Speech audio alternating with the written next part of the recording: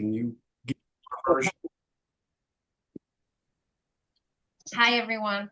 So we decided to do these classes because we would like to have a different view, show a different view of a text that we all have in common, which is the Bible, and it's a text where we derive how we live.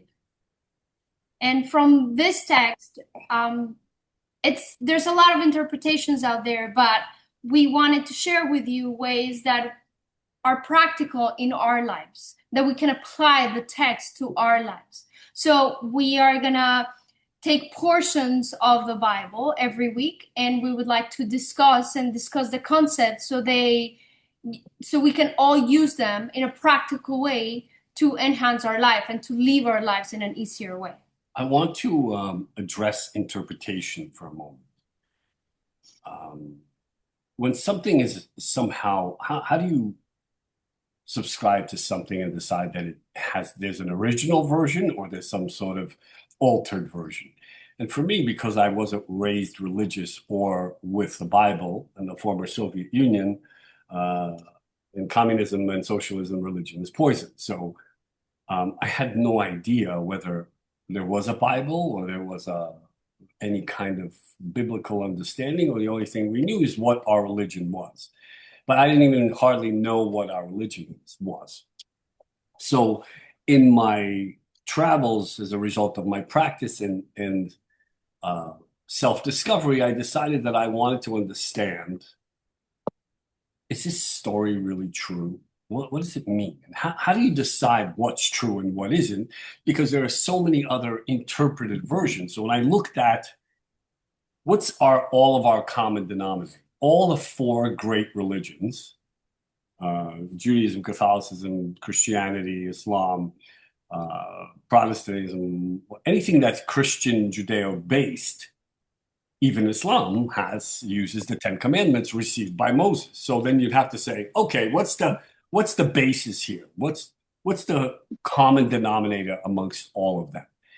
And please understand, we're not trying to, because there's a heated time for our community, we're not trying to be liked.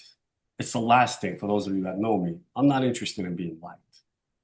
What I'm interested in is sharing through my travels. I realized that, I've encountered all kinds of holy men and people who do all kinds of healing and people who claim they know things and see things. In the last 26 years, I can tell you that the common denominator, what I've encountered, is that nobody has a moral standard, and I'm not morally correct. Nobody has a moral standard from which they draw their foundation on how to encounter everyday life. In other words, what people don't understand, humanity in general, is that your belief is constantly creating your reality. Where do you draw your belief from? From your foundation. So if you were raised to believe that God is a guy in the sky, well, then that's what you believe. And every holiday, you cower and hope that the guy in the sky sees all the good things you've done. In my community, I've seen people literally go to the what's it called? The tzedakah box? No, there to the piggy bank, right? We The have charity box. charity box, right? And when they drop a quarter, I promise you, I've seen guys do this. The guy in the sky is watching them, and they're reserving a space for themselves in heaven because they're giving a quarter to some unknown person. More importantly, I saw it when I lived in New York City. I lived for 25 years, and I would ask people, why are you giving these homeless people money? Well, it's charity. No, it's not. Because you're enabling them to stay outside. They know they can make 300-400 a day. They don't need a job. This is their job. And then I realized in the structure of my religion, it says we're not to wonder or worry about where the money's going, because if their life has become so bad that they need to sit outside in the snow or in the rain or in the heat and have their hand out, it already doesn't matter where it's going. Plus, everybody has their own process, and we are not to judge where the person is or decide whether we are the ones to give or not to give. Ultimately, even if it's money and even if we work for it, it's not ours. It comes from a greater source that's constantly fueling us. So we think it's ours because it's how we interpret it in this human experience. But the truth is, it's not. It's just energy in a different form that we're able to have in a physical way, but in the material way, materialized energy. But when we help others, it's just it was for that person. It was intended already for that person, perhaps through us. But it is not for us to judge where that person is or what they're going to do with the money. I grew up with a lot of stories like this where my dad would give charity to people, and then there was a specific guy, and one time he found the guy with his entire family on a plane on a trip to San Andres in Colombia. And so it was a shock. It's like, oh my God, this guy who's a beggar and now he's on a plane with his whole family. But even then, it's not our place to judge. We give, and that's it. So the goal, ultimately, it's not a disclaimer. The opening class, I wanted you to understand why we both chose to do this. It's not to be liked, because we're not interested in being liked.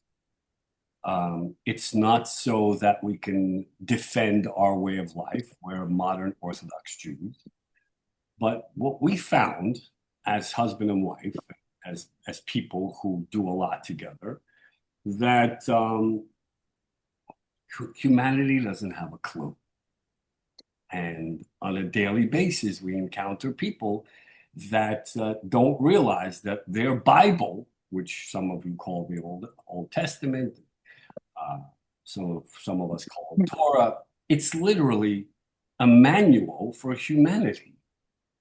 The only reason we call it Torah is because we chose it, we lived by it, and for so many years we've practiced its commandments, but everyone else practices its commandments as well. So it's not as if we're sharing Judaism. We're just introducing you to your own Bible in a practical, realistic way. And I'll segue, this is kind of a segue into a story. I'm not taking the stage, you know. You can take the stage. The way all of this developed is some of you that have done retreats and have been clients or students, you know the story. My story was Moses. So I'm going to tell it to you so you understand why we chose to do this. I had a practice since 1999. I started a practice as a psychic medium, and I wasn't interested in religion. In fact, I shied away from it because I wasn't, people that asked me to observe or to become observant, I would say, look, I don't need it. I came with these talents. I don't need your religion in order to be connected. And I had a number of really interesting experiences that gave me information from beginning to end. Most of them had a beginning, a middle, and an end. And one of the most spectacular ones that confirmed my entire practice and my way of life was in 2010.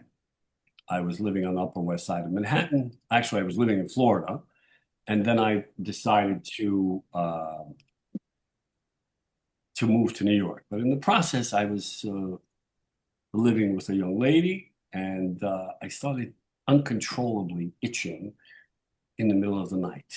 And it would become more intense in the middle of the night. And I thought I had body mites. I thought maybe it was the ticks and fleas from the dog, maybe ticks and fleas from her.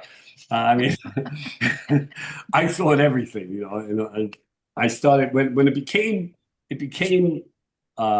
overwhelming when I started literally like smacking myself in the middle of the night. So I went to see a friend of mine who was a Columbia professor, and he said, Vlad, you don't have body mites, but if you continue at this rate, you'll end up in some facility staring out the window. So it's better that you go into one of your meditations and figure it out.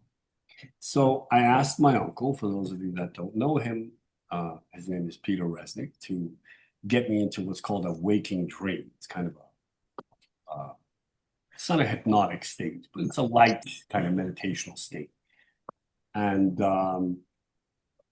in the process, you're sitting up. I was sitting up. I closed my eyes. I started breathing. And I've had many of these, so it wasn't anything new to me. I started to see a silhouette of a person. My question is always the same. I've had 34 of these, if not more. I said, well, my question is always the same. Who are you? Have you ever been in the human experience? And what can you tell me that would benefit me or my practice to help other people? He said, well, I'm Moses. So, there's a part of me that always thinks that I'm borderline schizophrenic. And I accepted his response. And I said, if you're Moses, then what do I do about my itch? He said, you are the commander in chief of all of yourselves, as I was the commander in chief of the people. And you tell yourselves what to do. You're devoid of water, or you're dehydrated. You're wasting your energy with this person because it's a one way. She's not giving anything back because she doesn't know how. More importantly, just to make things clear, our women are representations of God in the human experience.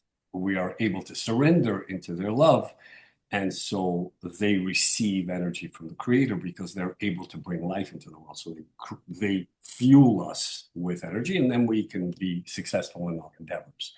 So I couldn't surrender because it just wasn't working. I was not in the wrong place, but I was in a place that reflected where I was personally. More importantly, he said, I said, well, how did you, while I have you here, I said, how did you do all of this? This story sounds like a cartoon to me, something I would show my kids. Prince of Egypt is great, but it doesn't make any sense. What can I get from the story of Moses? Now, this is where we come into, the differences between the version of the original story and the difference between the story that's been altered. I know for a fact no one knows that 2.5 million people left with Moses when he left Egypt. 600,000 Hebrews, and the rest were Egyptians, even the woman that picked them out of the water. So I said to him, how did you manage to convince them? He said, we ended up in Egypt. Listen to this carefully. We ended up in Egypt because we thought oppressed. So we became oppressed. We ended up in an external place that represented oppression or slavery. More importantly, Egypt was highly elevated in their perception and understanding of realized concepts, meaning they understood reality, they had been in touch with other world entities, they built the pyramids with their help, they had many gods, which means as human beings, they had an allegiance to many sources of life, or what they thought were many sources. In other words, our intellectual and emotional allegiance, when we understand that there's only one source, that changes the way we function in the human experience. If I understand that there's a stone god and a moon god and a rock god and a I don't know, a dog god, then what happens is my internal allegiance is divided. Therefore, I'm not aligned to the source of energy that's truly vibrationally the same as my soul. So I'm not really receiving a sustaining flow. When you're not receiving a sustaining flow, the light of your soul becomes smaller, and you start to use your intellect for your intellectual deductions and your perception of reality. So it's what he explained to me. That's why we ended up as Hebrews in Egypt. I said, so how did you convince them to leave? He said, well, I explained to them that there's only one source of all life. And when you proclaim your allegiance to it, and and in both in Judaism and Islam, they don't run out of your seat. There's no bomb. But as soon as you hear Allah Akbar, people start running, right? But the truth is, that's their proclamation. That's how they proclaim daily that there's only one source of all life, a sustaining force that's constantly fueling them. Or their perception slightly different, but we won't get into that. So then, in Judaism, it's a certain prayer. It's a verbal proclamation. We verbally say this prayer 3 times to proclaim our intellectual and emotional allegiance to the idea that there's only one generator that can sustain our souls because it created us. So that means I can't hug a tree, just like I can't fuel this phone with a Galaxy charger because it's an iPhone. So then my belief system and my intellectual perception of reality is constantly fueled by a consistent flow of energy that sustains my soul. And my nervous system as a human being lives in the energy of the soul. Therefore, if I'm disconnected and I believe that there's a moon god, a sun god, or a human god up in the sky, a human is not an unlimited source of energy. And so a human could not have possibly created the oceans and the skies and the stars. That means there's something otherworldly, a generator that's constantly fueling the human experience. And he proceeded to explain to me, I said, look, how did you cross the water? How did you manage all of these people and cross the water with them? He said, well, 72% of the human body is water. 72% of the world's land is water. That means the external world is an expression of the internal. It's not a mirror, as some people would like to insinuate. It's an expression. This is an expression of giving and receiving. These are all expressions of qualities of me. I can go over them individually. We'll do that some other time. It's not important now. But the point is that he said that once we accepted as a people, and I convinced them as a people that there's only one creative force that's constantly sustaining the soul. And as soon as your attention and your allegiance and your verbal expression goes to many different entities, then you're really not in alignment with that which sustains your soul. Then you cannot effectively direct the energy of the soul through your intellect and create what you are pursuing or desiring. He said, as we changed our emotions internally, the external water receded. I said, what do you mean? He said, well, the plagues came. The plagues were physical manifestation of our internal emotional havoc. So what he was insinuating is that when you're not aligned, when you intellectually don't understand that there is a greater divine force, that there is a generator that fuels you, and that it's not enough just to know that it's there, you have to consistently engage in verbally and intellectually acknowledging that it exists. You have to have a ritual, structured life that has boundaries, whether you're Christian, Muslim, Jewish, whatever. You have to have a life through which you connect to that creative force. It's not enough to know. I hear people in my community constantly say, I know God exists. I don't need rituals. It's not true.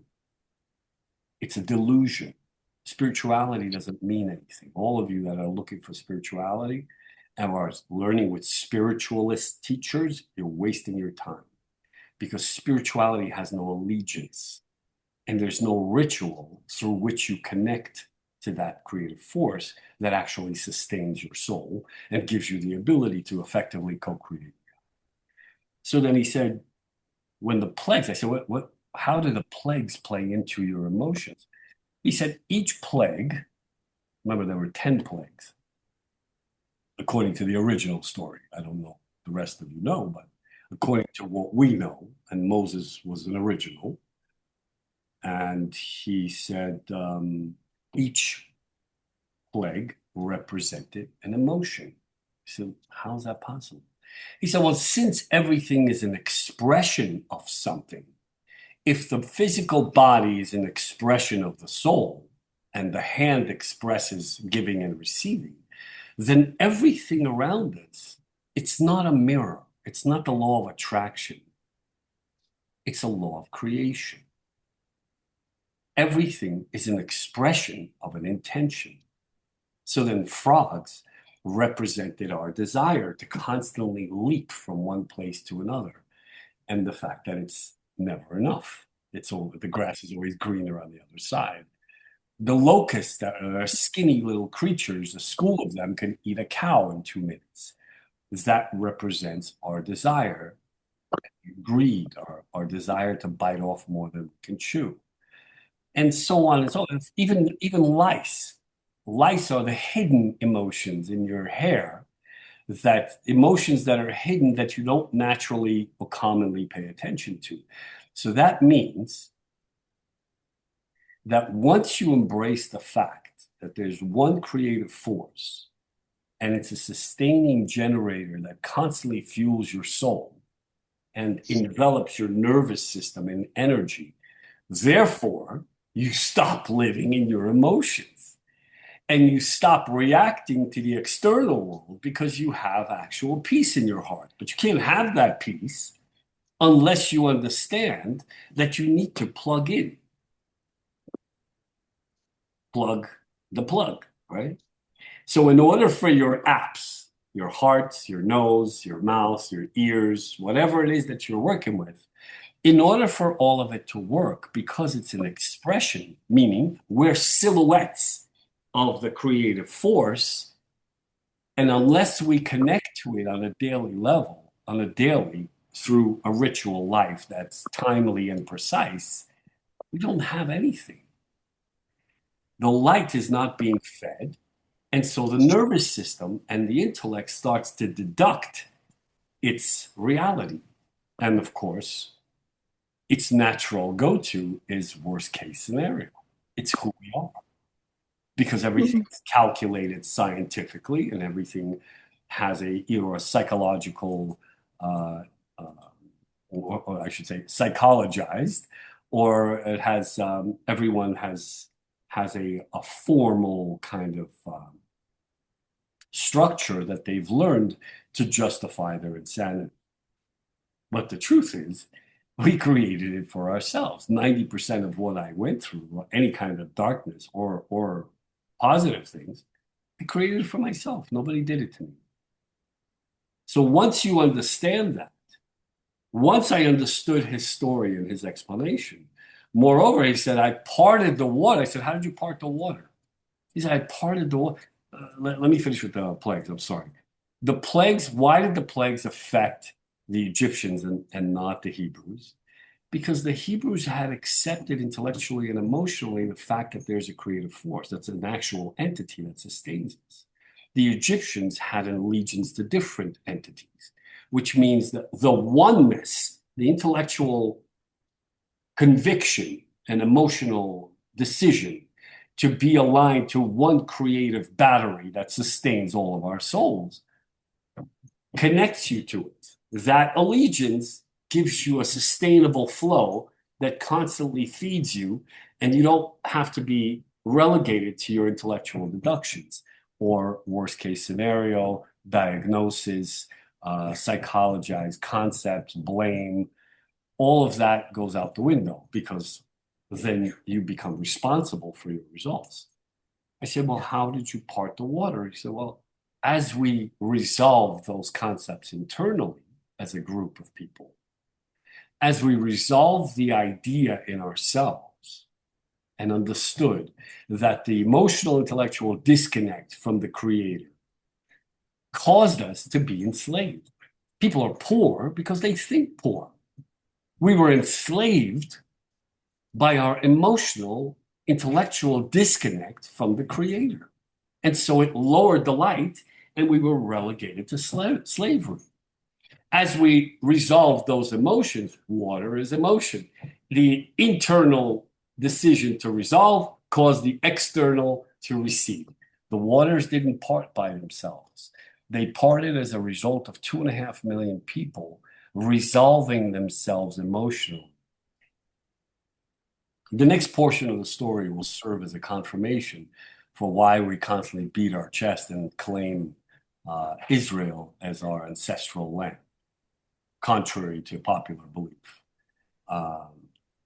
What's called the promised land is there for everyone who decides and understands that there's a creative force that sustains your soul.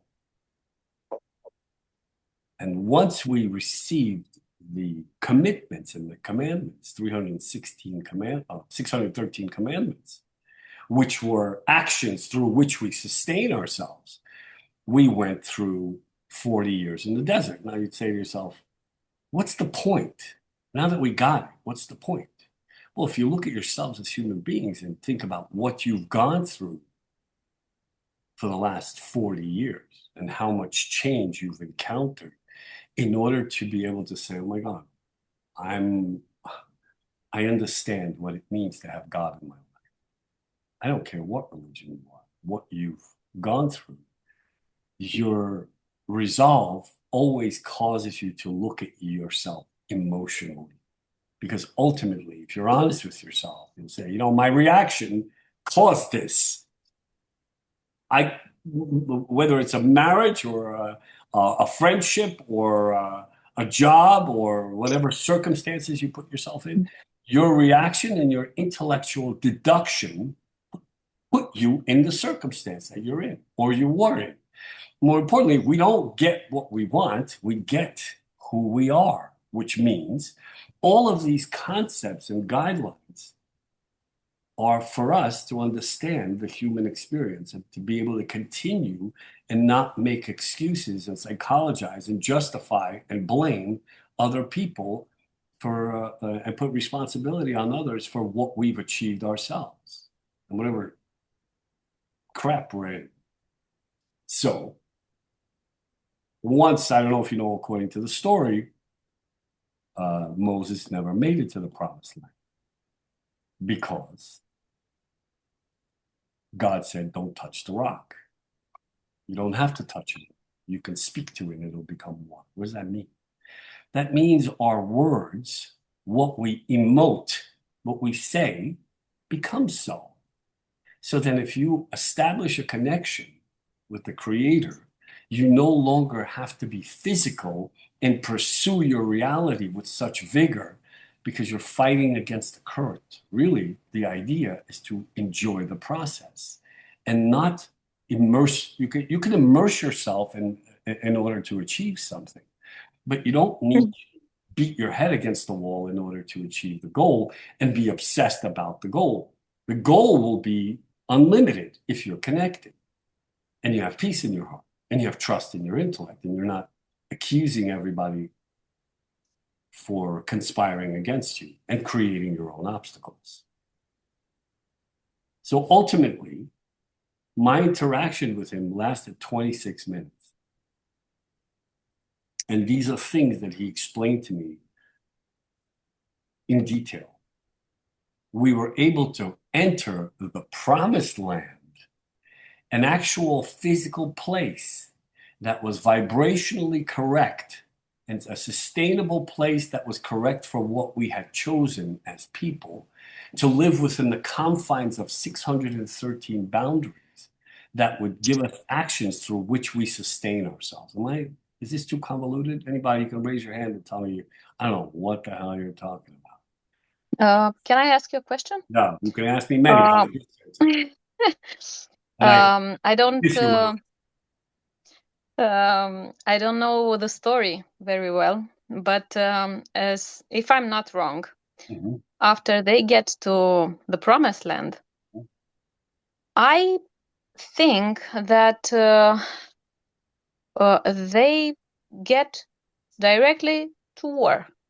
I mean, they in Canaan, yeah, they found all those people living there, And in order to take over the promised land, they get through war.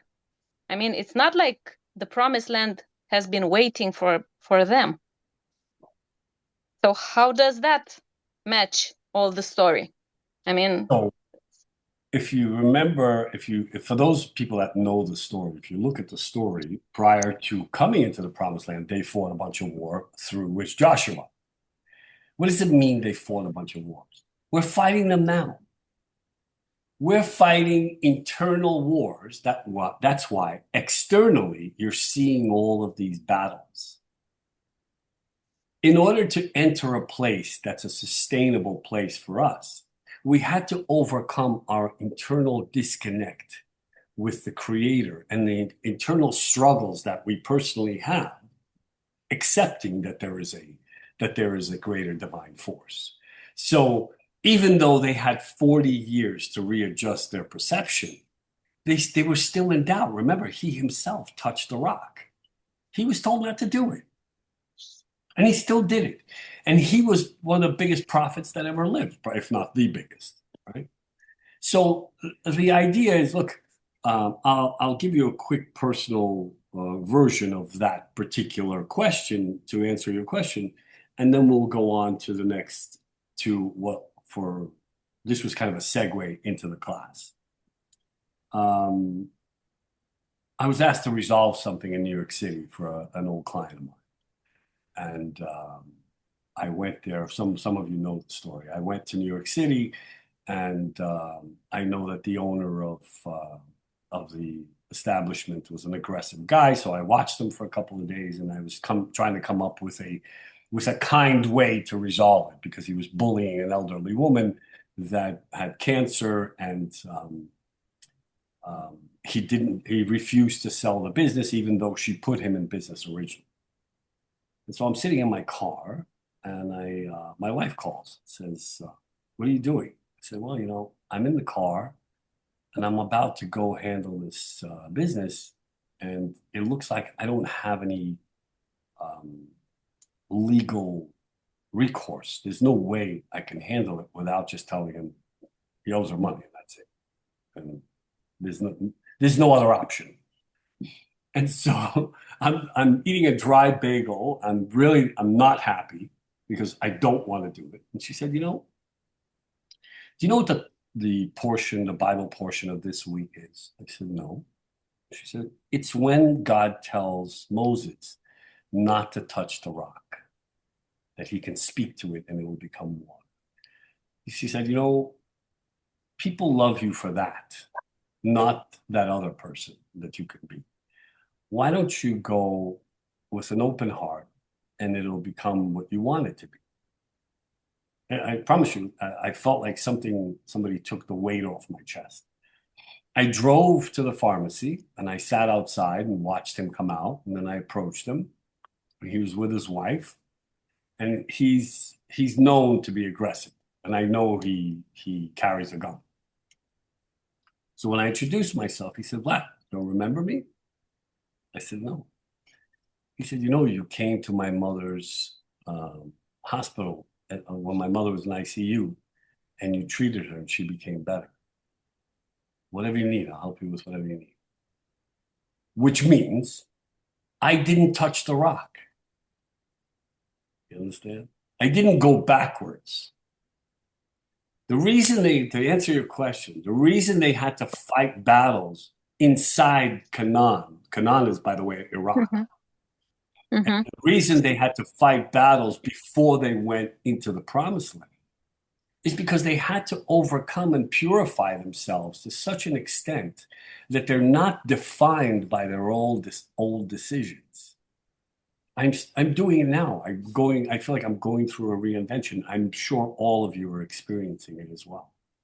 That it's almost like there's no way you can be what you were. Now you can be what you have become. And if you try to be what you were, it's just not going to work for you. And everything just crashes and goes to shit. Nothing works. You have to reinvent yourself. And that's what happened to them. So I'm sorry that I'm not apologizing for speaking so long, but I don't want to take up so much time with this with this phenomenon, but it's really what inspired this class. And we both teach, I don't know if you know, my wife teaches converts. That's not an ad for those of you that want to convert, but she really knows her text, and so we thought, why don't we create something fun? I'm not interested in being a professor. I don't care. I like to keep things realistic, and the people that I have here, whether they're friends or people that I know I know this person here.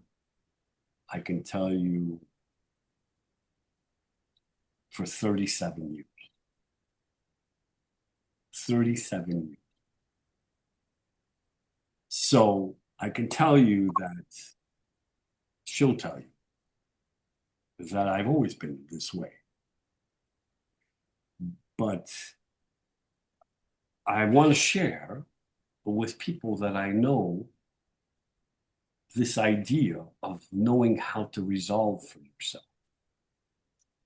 Really knowing without running to a therapist or some quack, that claims they're a coach, a life coach, and they went through 3 weeks of and got a certificate.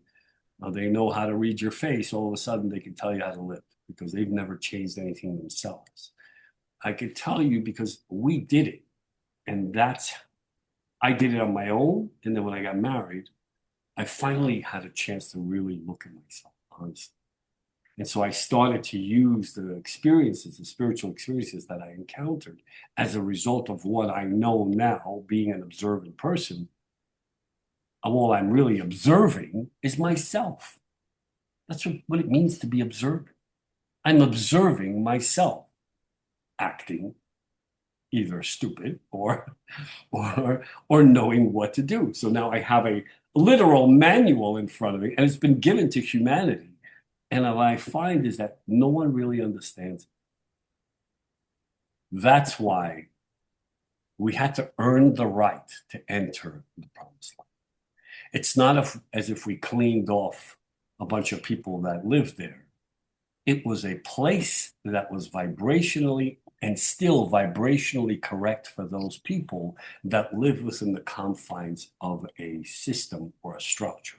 The reason they have such tremendous issues of terrorism and 300 million people surrounding them that want to wipe them off the face of the earth is because they're not fully observed. They don't live within the confines.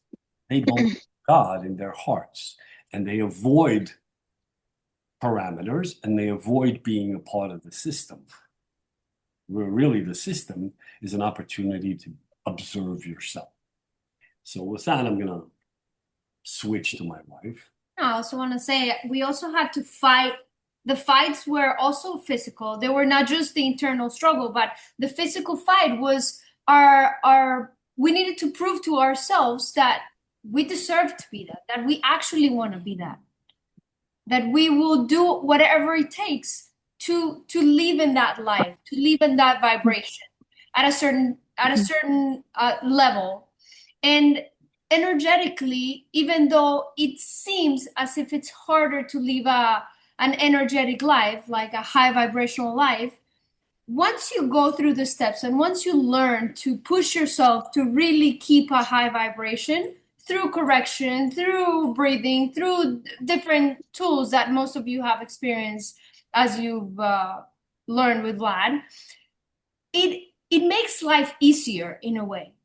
It allows you almost to like glide through life because now you have a bunch of tools on how to live, on how to address a certain situation that comes in. And so you're not always in a desperate way to either go back to the old way and resort to whatever used to work for you before. Now you have new options on how to look at reality, and new possibilities come up.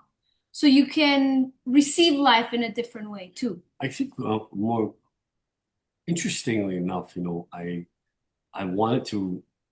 really love yoga. For those of you that have interacted with us, that's one of our remedies that we arm people with that come here for whether they come here as clients or students or regardless. everyone does yoga with us. So I wanted to understand at one point, how come such an incredible nation of people, India, lives in such squalor? I mean, it's severely poor.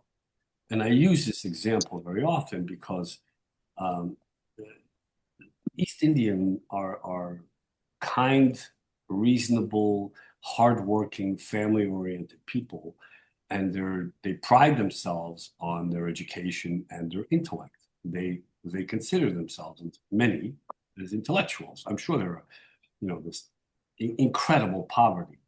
But you'd say to yourself, how could a nation that lives within the confines of the Bhagavad Gita, which is another brilliant document that gives a guideline, a conscious guideline. Conscious meaning it's impenetrable. There's no, I'm not going to behead you because you don't believe what I believe. It's consciously correct, the Bhagavad Gita. Why is it they're living in so much poverty? Poverty, squalor, the place is horrible. The biggest rate of murder in the world, the biggest rate of rape in the world, complete disregard for women, the biggest rate of suicide, cows walking around aimlessly chewing plastic bags and they're supposed to be sacred animals. And they wash themselves and bury their dead from the same river that they drink from, which makes absolutely no sense. And it's disgusting. I mean, really dirty and disgusting. You would say to yourself, how is that possible? Because people don't understand that your intellectual perception of reality comes from your holy document, from the foundation that was instilled in you when you were a kid, whether you believe in Christ consciousness, you believe in Moses, Muhammad, Buddha, Krishna. That's where you draw from in order to perceive your reality. So if your document says life is hell, well, then that's where you live because your deductions are based on what you believe to be true. So your belief is constantly creating your reality. That's the other reason we chose to do this, because there's a ton of a misunderstanding of people that have been living within the confines of whether it's the new or the old or the remodeled version or John's version or Paul's version. It doesn't matter. It came from the same source. And the misperception, the common misperception is there's a guy in the sky waiting to punish you. And he's pissed off because you didn't pick your nose correctly this week. So that's not true. He doesn't punish or reward. All he does is create. Well, in order for you to be part of that creative process, you have to understand. Someone said to me this week, a guy came to see me, he said, what do you mean? I thought I go to church. I'm spiritual and religious. I said, but you don't understand what it means to have God. I said, I don't even know what that means. To have God means to understand that you're not a torso walking through life and intermittently peeking up in the sky because a guy in the sky is watching you, whether you're naughty or nice, that you're an active participant and not a passive recipient, that you could constantly affect your reality. It's not the law of attraction. It's the law of creation. May I say something again? Of course. That's what this again, is. I'm not very into the Bible. I haven't read so much, but I've read something that made me question. We have this difference between Old Testament, New Testament, right? There are theories that say there seems to be two different kind of gods. Yahweh Elohim in the Old Testament and Elohim, Elohim. So in the Genesis, there are Genesis 1 and Genesis 2. The Genesis 1 shows Elohim, which is God the Creator, a neutral, yes, unpersonal kind of creator that makes everything equal, men and women both looking like him, and is very organizes the If I may, days and so on. before you continue, if I may, I'm just going to touch on that point. Not looking like. He created us in his image and likeness, which means we are like God. We don't look I like. know, it's my translation from Romanian to I English got that By is not the that way, good. this is Maria. She's calling from Romania. Yeah, nice. So very thankful to be here in this on this short list that you mentioned. You said there are few people here.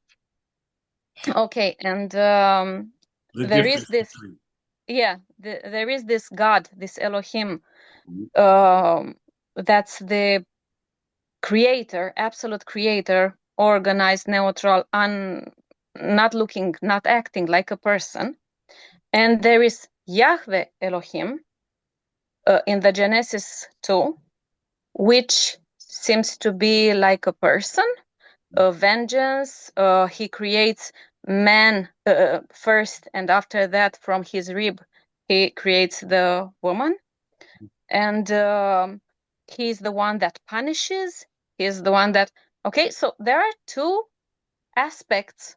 And there are these theories that say there are two gods here, and the real one is Elohim. The second one, not so much. It's something fishy around there. And I want to understand how you see this. And I don't know which one is the real one, because it seems to be both. It seems to be two of them. I would definitely incline myself on saying that when we think about God, we think about an energetic force that sustains us. So it's not a physical being that has feelings like us. We humans have feelings. We have emotions. We go through anger. We go through punishment. We have all these ideas of reward and punishment. But it doesn't come, that's not a feeling that comes from God. God is not a God that rewards and punishes, because God is not a person. Yeah. It's an energetic force that sustains us, constantly fuels us, and it is us who move out of the way of that flow. And so we go through that punishment, but it's us who we do it to ourselves.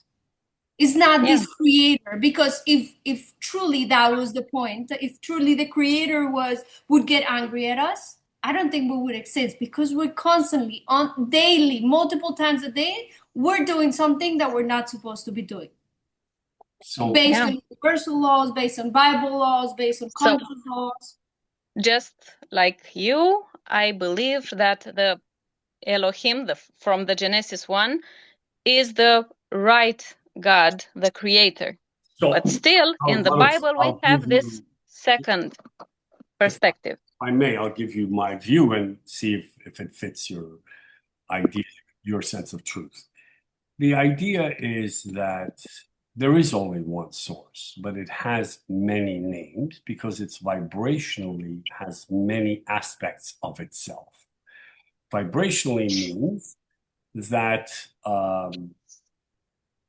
if I live and I'm a simple working class person, I'm not interested in intellectual discernment. I'm not a reader. I go build my opinions based on what I hear. I'm not an intellectual. It's the furthest thing from my mind. I need to know that there's something keeping me within the confines of a moral standard. So the writing is intended to insinuate, yes, there are vibrational levels when you live on the human physical experience and you're constantly waiting for the other shoe to drop. You have a response from that energetic force. When you live an elevated life, it's not because there's two different gods. It's one God, but it has different ways of forming itself in the human experience, meaning we are all created in the image and likeness. It means I don't look like God. God doesn't have a face. It's not a person. but I am God-like, which means I have a soul, and it's an energy body that can either choose to be simple, and I need, in order to keep me within the confines of a moral standard, I need to be afraid of something because everyone has a different intellect and a different perception. So then in the writing, remember, Moses, when he downloaded all this information, he had to write it all. And he had to, this is the part of the Bible that we're on right now, that he had to repeat everything to his constituents, his flock, because they had to remind them that there is no punishment. There's no guy in the sky. He's not angry with us. But when we live out of alignment, what happens is we're relegated to a reality that may seem as if we're being punished. But it's all our own doing, because if we're disconnected, you encounter a world and a reality where there's resistance, there's obstacles, there's friction, there is conflict and war and so on and so on, right? You get that? So Yeah. it's not as if we can't. Mariana, are you resisting? I wanted to to ask something. I just want to finish, make sure that about what she said, and that maybe you can clear up for me too. That it seems like God expresses his energy is expressed to us in different ways, depending on the month, depending on the time of the year. Month of Elul, he is more open for us to receive his energy, or like she said that there are different aspects of God reaching us, but does he change according to us or also according to the moon and to the planets, so different energy reaches us depending on the time of the year? I'll start. Is it like that? I would say God is unchanging, because God is all that is. God simply is. It's an energy force, but we go through the changes. We go through the emotions. We need the change to go through our personal correction, and also as a humanity as well. We go through it. So, yeah. Mariana, by the way, meet Marusha. I call you both by the same nickname. Mariana's from Argentina. She's calling. Nice to meet you from Buenos Aires. Nice to meet you. This is Marusha from Romania. But I have to say that it's not as if it creates on different levels and gives us an opportunity on different months to be a certain way. The structure of a conscious, the conscious structure of the Bible, it constantly gives us an opportunity to emotionally revive ourselves and to take a personal inventory.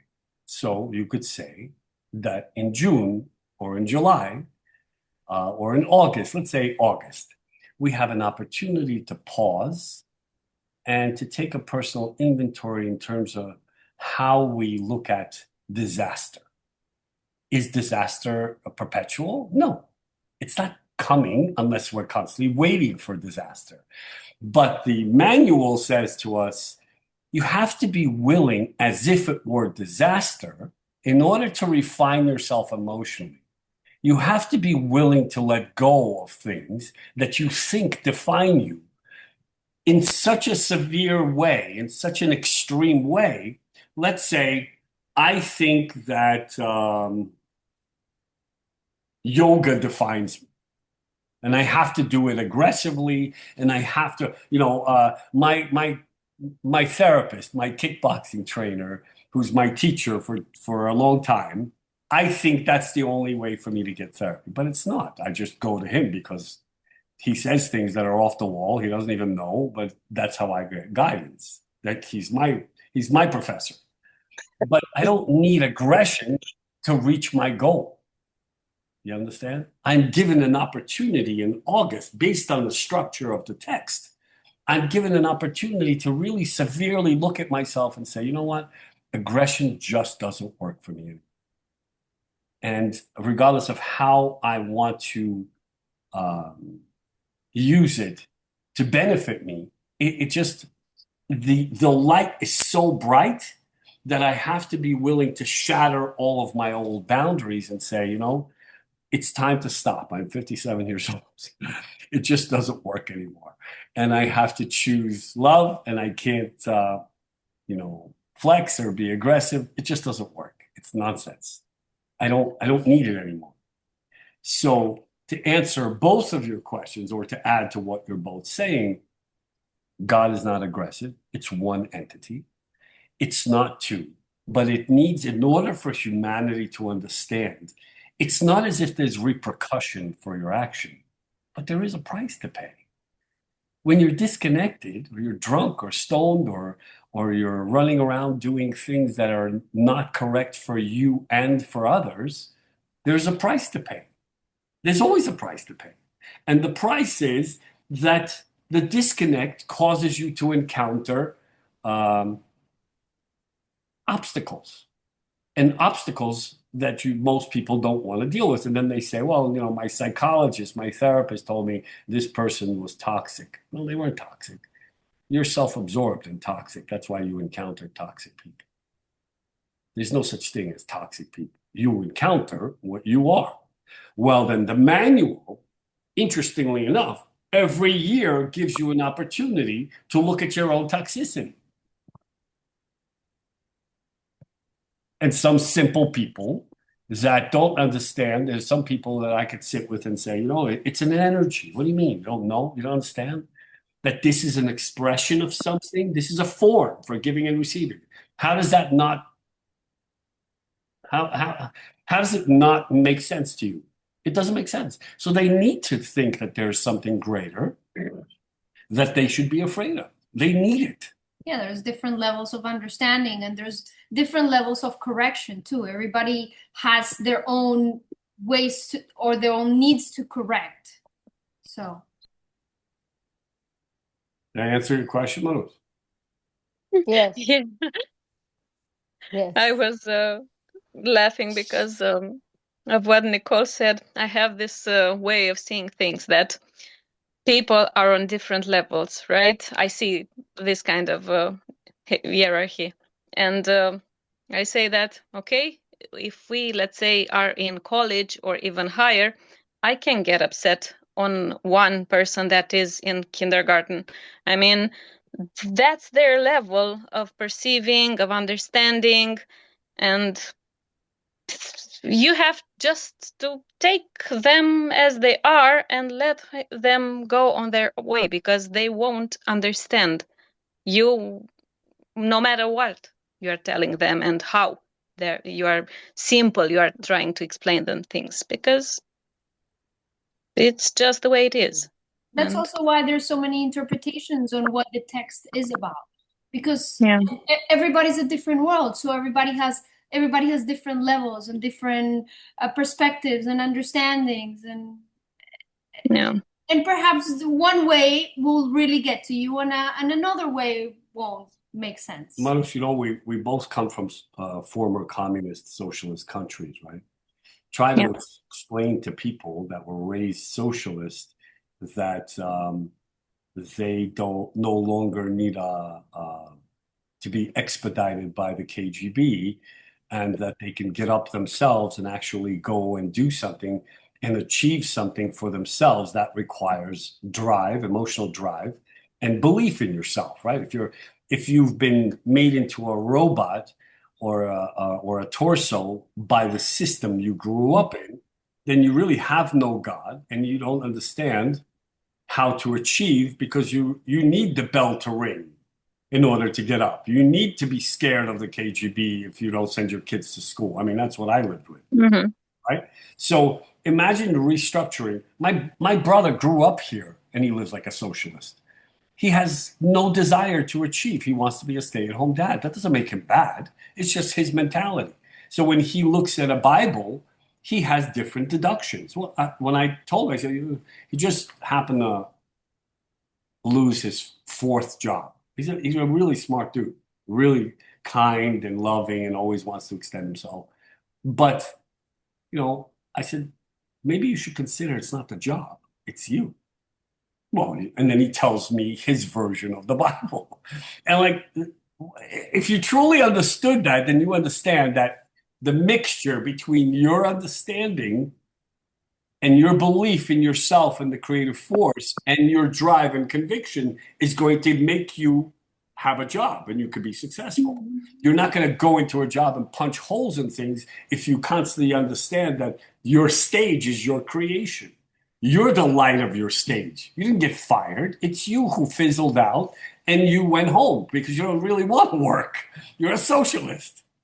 You want benefits and you want to be a stay-at-home dad, and that's it. So it's our own creation. That's the point. That's why we started. I promise you, she's not sitting here flapping her ears. She's she's building up material. But I want you to understand that there is no two gods. There's only one creative force. You can't hug a tree and receive energy for your soul. You can commune with nature till you're blue in the face. It's not going to sustain you. If it worked, the Native Americans would be happy. They're not. They live in squalor and in teepees and huts and with mud ceilings. Peru would be severely successful. People pride themselves on going to study with the shamans in Peru. They're wonderful, sweet people. They have nothing. Look at where they are. Physically, emotionally, financially, nowhere. They can't get ahead. Why? Because there's no contact. Their perception is mediocre at best.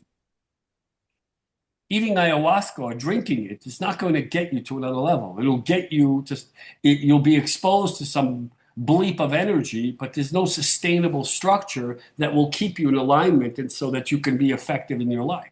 But within their system, it works for them, for the natives, not for us regular people who want to go and trip and have hallucinate and see colors and shapes. But for them, as a sacred medicine, for them, it works because it's part of their system. But it has nothing to do with us. It's just been commercialized because it awakens people and it makes them, exposes them to a different level of reality. But then they don't know what to do with that level because how can they sustain that? How can they always tap into that reality? So they're fourth grade, fifth grade. I don't know. It's better than kindergarten, but also then it literally becomes substance abuse. It's no different because it definitely creates imbalance. It's contrived. So it's part of the reason why we wanted to do this, because so many people are looking in different places for a concrete system, and I'm offering you this not just for the sake of this class. I'm offering you to consider something. Before you consider taking on a system, look deeply into your own and ask yourself, does it work for me? Am I really doing it? And if I'm going to choose a system, is it working for the people who are using it or offering it to me? It's a very simple way of, it's the process of elimination. Anybody else have any questions before we continue? We have a little bit of time.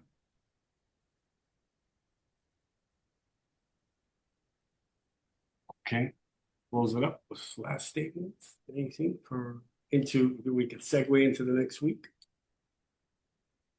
Well, I'd like to say that it's Vlad says that it's our perception that creates our reality, and a lot of people ask themselves, well, how do I change that perception? And really it's through learning and through understanding, through changing the understanding that your perception changes. So then your reality changes, and whatever it is that's happening to you is not happenstance anymore. It's actually a product of yourself. And then you can have full responsibility for everything that we do. And moreover,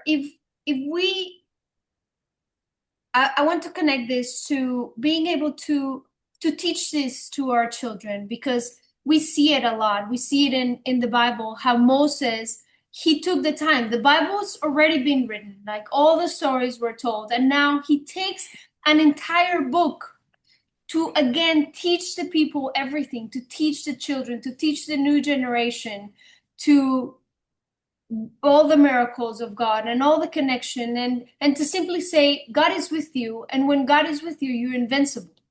And you need to understand it because this happened and this happened, and he goes through all the specific stories that the people went through, from the Exodus from Egypt and the plagues and every single thing that happened, every event that happened for them. So what does that say to us? Is it's our need to continually or constantly educate ourselves and also share it with others and share it with our kids and generation to generation, because we see it in nowadays world.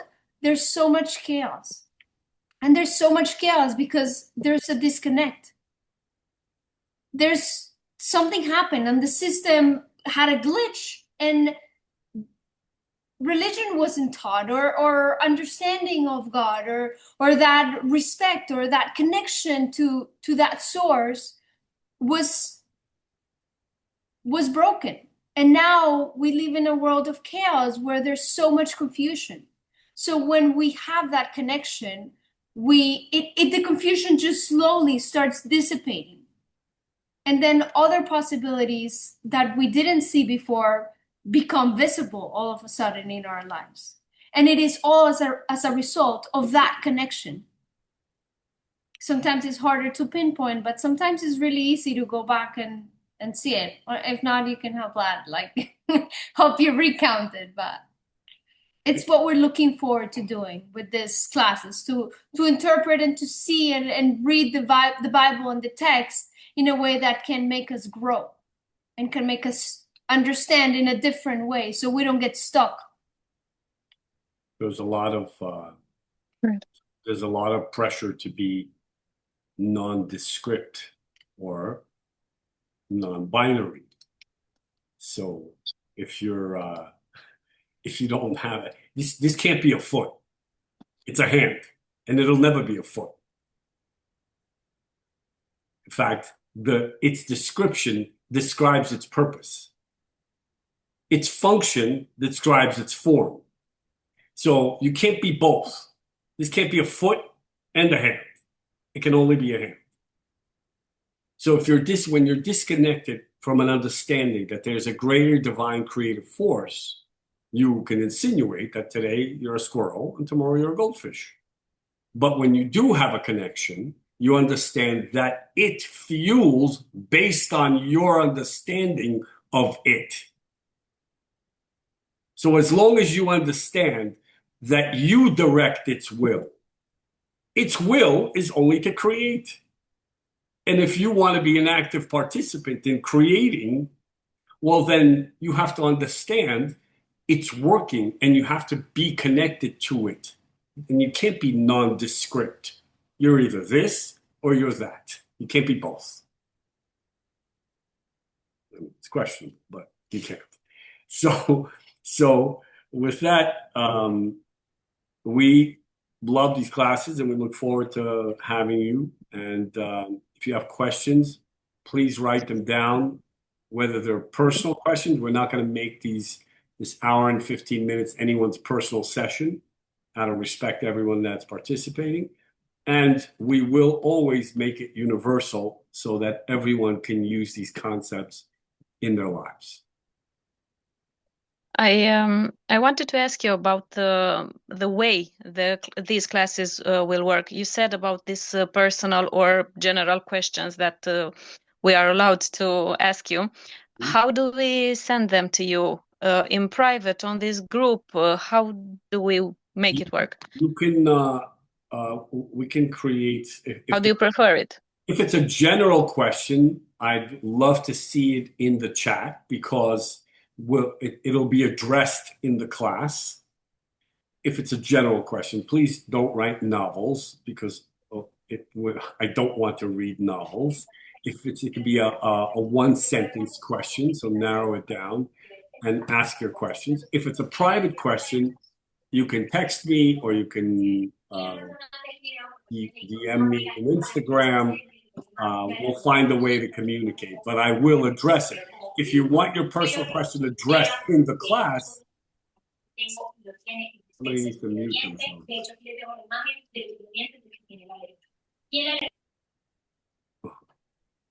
So if it's a personal question you want to address in class, just know that I'm not going to make it your personal session. I will address the questions so that the class can benefit from the concepts I share with you. So I won't make it personal, but it will address your question. Mm-hmm. Does that make any sense? Did I clarify what you asked? The Kind chat of. for general questions, DM for private questions. The private question can be one per person, and I will address it in class and make it general so for the sake of sharing a concept. Yeah, I'm connecting on my phone because that's the only way I can do it. Great. At home. And I don't know if I can manage it during the class to ask questions on the chat in order not to bother anyone else. And I was wondering if I may send the questions, either personal or general, prior to the class, right? To one of you in personal on WhatsApp, just to have them at hand whenever the class starts. That was my. Yeah, absolutely. Yeah, it's okay to do this this way. Yeah. Yeah. Okay, because I have all week to to think about good questions. I know you, Marus. I know we'll never be at a lack for questions. I'm sure of it. Anybody else? Have a fantastic week. What day is it? You too. Sunday. Oh, enjoy your week. We'll talk to you soon. Thank you. You too. Bye, everyone. Thank you too. Thank you for everything. Bye.